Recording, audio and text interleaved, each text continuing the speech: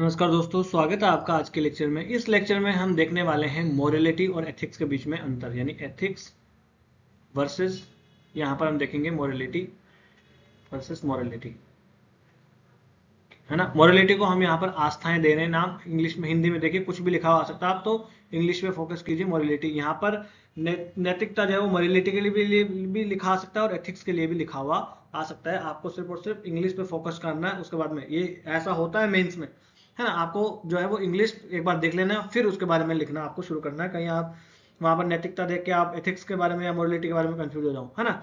तो जो आस्था है, मतलब जो मोरलिटी है, वो व्यक्ति के सही और गलत के बारे में उसका व्यक्तिगत दृष्टिकोण होता है कि वो खुद व्यक्ति क्या गलत किसी को सोचता है और क्या किसी को सही सोचता है। ये उसकी खुद की मोरलिटी होती है ना।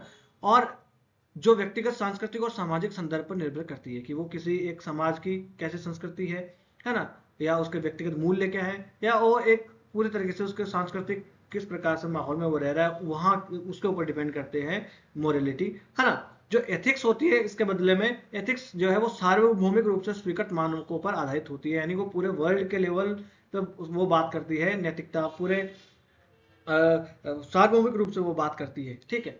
इनमें अंतर मुख्य मुख्य क्या है कि आस्थाएं जो है, यानी कि जो मोरलिटी है, वो मोरलिटी जो है वो व्यक्तिवादी और सांस्कृतिक रूप से विविध होती है। यानी कि हो सकता है कि अमेरिका में जो है लोगों की मोरलिटी अलग हो, भारत में जो है मोरलिटी अलग हो, परंतु नीति शास्त्र तो एक भारत और वहां पर दोनों में एक साथ एक सही रहेगा ना। यानी कि सत्य बोलना चाहिए, भ्रष्टाचार नहीं होना चाहिए, ये सब क्या है, ये ये एथिकल चीजें हैं। तो ये तो वहां पर सब जगह रहेगा, बराबर रहेगा, है ना। जैसा कि कुछ समाजों में बहुविवाह प्रथा हो सकती है ना, जबकि नैतिकता ये मानती है कि हर व्यक्ति को समान अधिकार मिलना चाहिए। जो नीति शास्त्र है उसके हिसाब से क्या होना चाहिए, एथिक्स के हिसाब से क्या होना चाहिए कि सब लोगों को बराबर का अधिकार मिलना चाहिए।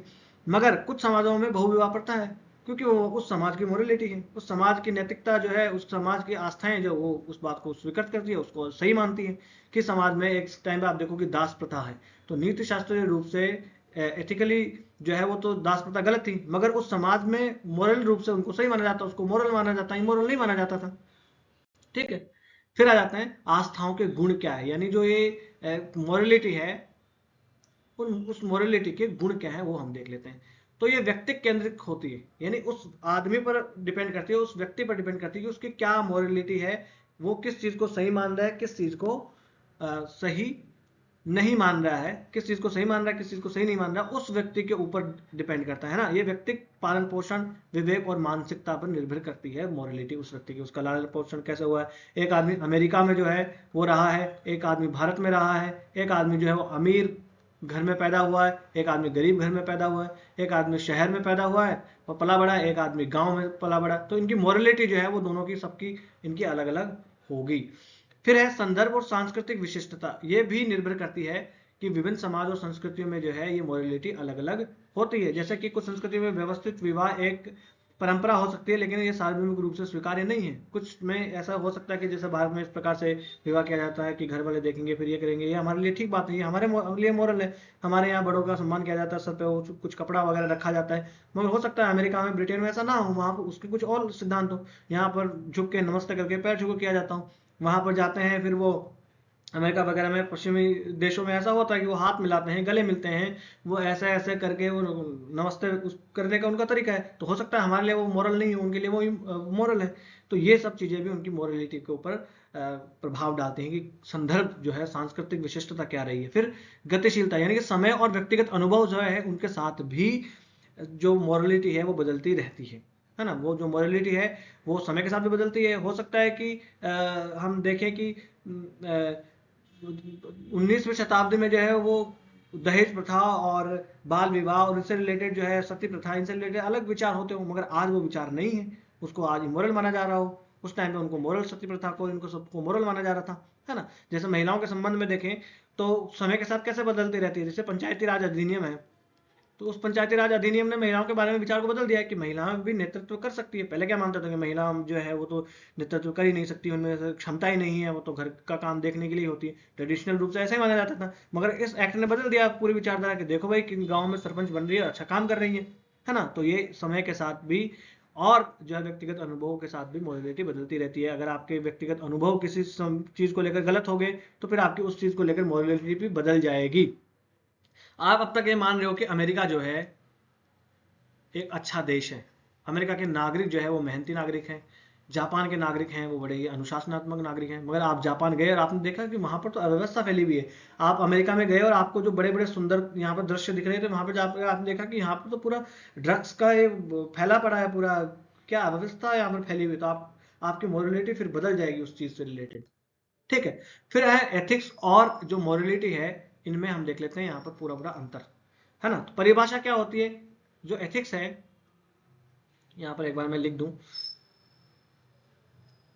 माफ कीजिएगा, यह है एथिक्स, ये होता है मोरलिटी। तो एथिक्स जो है यहाँ पर ये सार्वभौमिक मानवीय मानक जो है वो बताती है व्यवहार के लिए। और जो आस्थाएं होती हैं, जो मोरलिटी होती है, वो व्यक्तिगत सही गलत के बारे में मानक होता है कि आदमी व्यक्तिगत रूप से उसको गलत मान रहा है, सही मान रहा है, ये होती है उसकी आस्थाएं, उसकी मोरलिटी क्या है। फिर दृष्टिकोण क्या है, ये दूसरों का दृष्टिकोण बताता है, नैतिकता जो है एथिक्स। और आस्थाएं जो होती है मोरलिटी, वो स्वयं का दृष्टिकोण बताता है कि इस चीज को लेकर मेरा क्या दृष्टिकोण है। मेरे हिसाब से अमेरिका के लोग जो है वो ऐसे हैं, मेरे हिसाब से जापान के लोग अनुशासनात्मक होते हैं, मेरे हिसाब से शहर के लोग जो है वो ज़्यादा मेहनत करने वाले होते हैं, उनमें ज़्यादा ज्ञान होता है, मेरे हिसाब से गांव के लोगों में ज़्यादा प्रेम प्रीत होता है। ये आपके खुद के विचार होते हैं, ये स्वयं का दृष्टिकोण उसमें होता है। सुसंगतता, नैतिकता जो नीति शास्त्र है, वो एथिक्स जो है वो वैश्विक स्तर पर समान होता है, यानी कि सत्य बोलना चाहिए, भ्रष्टाचार नहीं होना चाहिए, शांति होनी चाहिए। ये तो सभी समाजों में एक जैसा होगा ना, तो ये वैश्विक स्तर पर बात करता है।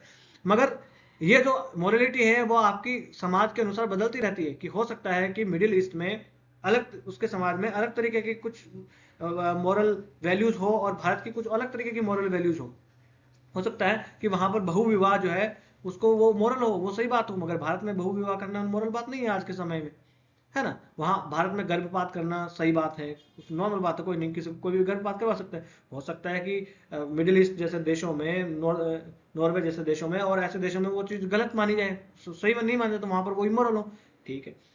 अब धार्मिक है, तो नैतिकता जो होता है इसका धर्म से कोई मतलब नहीं होता, नैतिकता जो धर्म नहीं होता। हालांकि नैतिकता में धर्म के कुछ मूल्य आ सकते हैं, वो धर्म में भी नैतिकता के कुछ मूल्य जा सकते हैं, मगर इसका धर्म से कोई मतलब नहीं होता।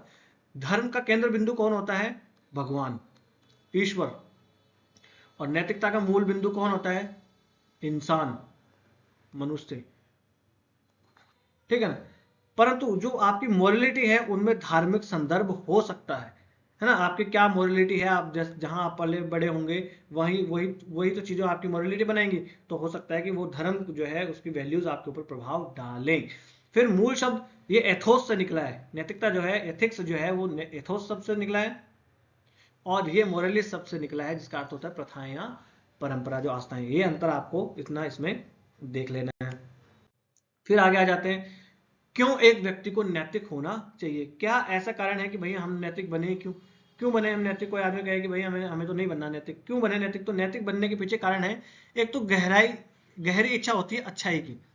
एक मनुष्य होता है उसमें अंतर्निहित रूप से ही अच्छा करने की एक गहरी इच्छा होती है उसकी, कि मैं सही करूं, मैं नैतिक काम ही करूं, मैं भलाई करूं लोगों का। कोई आदमी ऐसा है उसके अंदर ऐसा नहीं होता होगा कि मैं किसी को मार दूं, उसको काट दूं, मैं गलत करूं, मैं चोरी करूं, मैं डाका डालूं। हालांकि परिस्थितियां ऐसी हो सकती है, परंतु सामान्य रूप से आदमी यही चाहते हैं। तो एक गहरी इच्छा ही होती है मनुष्य के अंदर कि वो अच्छा काम वहां पर करेगा, उसको खुशी, सफलता, संतुष्टि की प्राप्ति के लिए नैतिकता का पालन हमें, एथिक्स जो है उसका पालन हमें करना चाहिए, हमें मोरलिटी का पालन करना चाहिए। फिर युक्तिक और बौद्धिक जागरूकता के लिए भी हमें नैतिक होना चाहिए, हमें मोरल होना चाहिए, हमें मोरल होना चाहिए। अगर हमें बौद्धिक बनना है ना, तो नैतिकता व्यक्ति और समाज के कल्याण के लिए तार्किक बनने और बौद्धिक मार्गदर्शन प्रदान करती है, इंटेलेक्चुअल गाइडलाइंस प्रदान करती है, वो मार्गदर्शन प्रदान करती है, हाँ कि ऐसा कार्य करना चाहिए। फिर नकारात्मक भावनाओं को रोकने के लिए भी, भाई अगर आप नैतिक नहीं है, आप इमोरल काम करेंगे, तो आपके अंदर क्या होगा कि अपराध की बोध की भावना बढ़ेगी, आप में तनाव आएगा। जैसे आप किसी से कभी बुरा व्यवहार कर देते हैं तो आपके दिमाग में आता है कि नहीं यार मेरे से गलती हो गई, मुझे सॉरी बोलना चाहिए। फिर जब आप सॉरी बोलते हैं तो फिर आपको अच्छा लगने लगता है। तो क्या है, ये जो नकारात्मक भावनाएं हैं, अगर इनसे पछतावा, असुविधा, अवसाद, इनसे दूरी रखने के लिए हमें नैतिक सिद्धांतों का पालन करना चाहिए, हमें मोरल जो वैल्यूज है उनका पालन करना चाहिए। इनसे तब हम बच सकते हैं। अगर हम चोरी ही नहीं करेंगे, हम झूठ ही नहीं बोलेंगे, है ना, तो फिर हम इन अवसाद से, पछतावे से दूर रहेंगे। तो इनसे दूर रहने के लिए, जो नकारात्मक भावनाएं हैं, इनसे दूर रहने के लिए भी हम लोगों को जो ये नैतिक होना चाहिए, जो मोरल वैल्यूज है उनका पालन करना चाहिए, एथिकल वैल्यूज का पालन हमें करना चाहिए। आपको ज़्यादा कंफ्यूज होने की जरूरत नहीं है। हालांकि ये अंतर जो है आपको याद रखना है एथिक्स और मोरलिटी के बीच में, ऐसा अंतर सीधे सीधे मेंस में पूछ लिए जाएंगे, है ना। ठीक है, चलिए बस आज का लेक्चर यहीं समाप्त कर लेते हैं। Thank you very much.